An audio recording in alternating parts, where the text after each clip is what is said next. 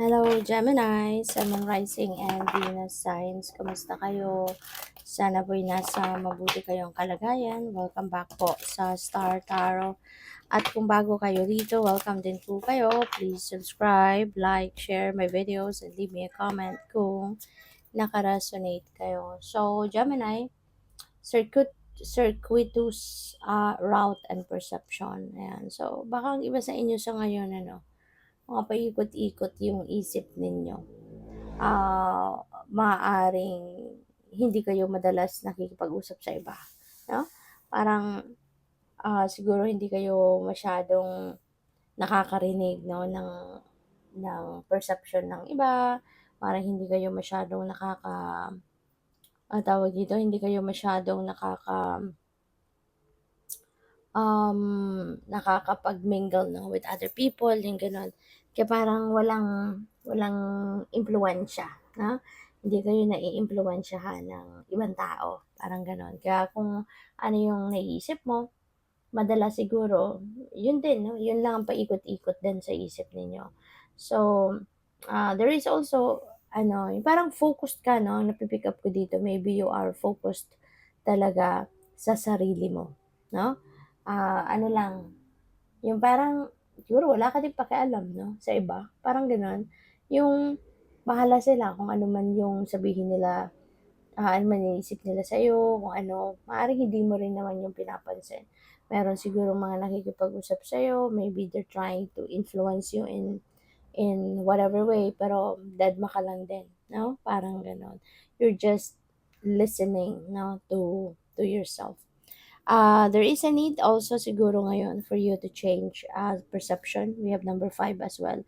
And 5 resonates with change, no? Kaya maari, no, na it's about time now for you to change your perception. Maari din na kailangan na magbukas ka, no? Mas magbukas ka ngayon ng sarili mo para sa iba, parang ganon, no? Small steps, no? Asking for help. Ayan. So, paalala din ito sa'yo, no, na we are all entitled for help, okay? Kaya if you feel like you need some help, no, if you feel like you need assistance in any way, shape, or form from other people, then don't hesitate to ask for help, okay? Kasi, alam mo yung paghingi ng tulong, hindi naman krimen yun. 'Di ba? Hindi 'yun masama ang paghingi ng tulong. Kaya huwag kayong mahihiya or huwag kayong matatakot na humingi ng tulong or humingi ng assistance sa kahit kanino man when the need arises na kailangan mo ng tulong ng iba.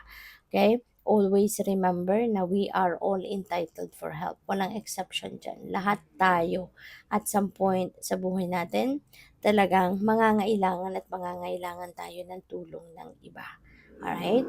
At saka kung meron kang project na inisip, meron kang plano na sisimulan mo ng gawin, um, there's nothing wrong, when taking small steps. Kasi ganun naman talaga, 'di ba?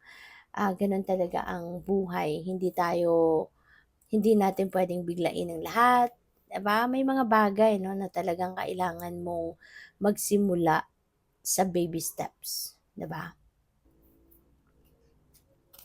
So we have trust, no? Magtiwala ka lang sa sarili mo. Okay? Magtiwala ka din sa sarili mo, no? Na kahit kailangan mo ng tulong ng iba, 'di ba? Trust your gut, no? Trust yourself as well.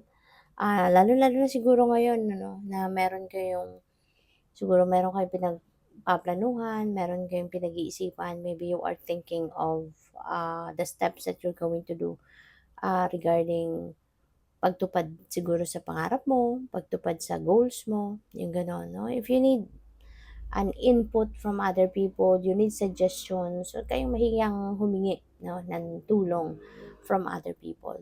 Okay? So, tignan natin kung ano pa ang ganap. And by the way, maraming salamat for subscribing, no? And if you haven't subscribed yet, subscribe na kayo. And also, maraming salamat din for not skipping the ads. Malaking bagay yan sa akin. And also, please click the join button sa baba ng video kung gusto niyo na mag-join kayo sa membership. Okay? Salamat po. So, we have full moon in Pisces. Ayan. Forgive, Gemini. So, siguro magpapatawad ka na sa ngayon. Maaari na meron kang ano, maaari na meron kang, may mga tao siguro 'no, na kunyari nakapanakit ng inyong damdamin in the past and pupuwedeng sa ngayon, pupuwedeng humihingi sila ng tulong sa'yo or maaaring this is just your ano, this is what you feel that you need to do right now, 'di ba? Para na makausad ka din sa buhay, makapag-move on ka din sa buhay 'no, handa ka ng magpatawad.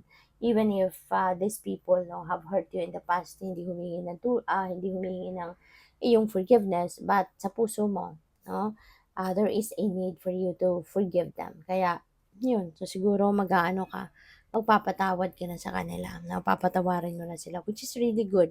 Kasi 'di ba, yung pagpapatawad, more of, ginagawa natin yun para sa sarili natin, rather than for those who have hurt us, 'di ba? Kasi tayo yung ano, eh, kung kunyari ikaw, 'di ba, merong nakagawa ng hindi mabuti sa'yo in the past, 'di ba? So ikaw nahihirapan, eh, 'di ba? Ikaw na nga yung sinaktan, ikaw na nga yung kung ano man ang ginawa sa'yo, pero ikaw yung nahihirapan.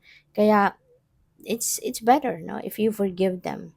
Kasi, para na mabunutan ka na ng tinik sa dibdib, para na mawala na yung bigat sa puso mo, 'di ba? Mas makakapamuhay ka na ng mas maaliwalas, mas maganda, maluwag 'no, ang inyong pakiramdam. So we have full moon in Taurus, ayan, detoxify. It's about time 'no, Gemini, for you to detoxify yourself. Hindi lang ito yung pangloob ninyo na kailangan ninyong i-detoxify, ah, but more on yung isip mo, yung damdamin mo, 'di ba? Detoxify yourself. Kasi, and one way 'no, pupuwede kasi kung naба-bother ka doon sa mga taong nakagawa ng hindi mabuti sa'yo in the past. So, yung detoxification na 'to na gagawin mo 'no, maaaring makatulong 'yan para mapawi 'no, yung bigat sa dibdib mo, gulo sa isip mo, yung mga gano'n. Kaya it's about time na for you to do something to release 'no, release yung bigat sa inyong dibdib, okey? Kasi hindi naman 'yan makakatulong na makatulog ka ng maganda, ng maayos, 'di ba? So, you'd rather let them go, okay? So, we have practice gratitude, ayan. So, maaari na ang iba sa inyo maraming blessings 'no, maraming biyaya ang, pinadala sa'yo ng divine and, yun maaaring reminder din ito sa iyo 'no, na practice gratitude kasi there will be more blessings coming your way. At, alam mo naman, 'di ba, alam naman nating lahat na the more na marunong tayong mag-appreciate sa mga blessings ng universe, the more na marunong tayong matuwa, 'di ba? At, mag-appreciate tawag dito, magtanggap 'no, ng mga blessings ng universe. Mas mas lalo tayong bibiyayaan, mas lalo tayong bibigyan pa ng mas marami pa, 'di ba, na blessings. Kaya always practice gratitude, always project ah, gratitude attitude, okay? So good luck. Thank you for watching. Love and light. Namaste.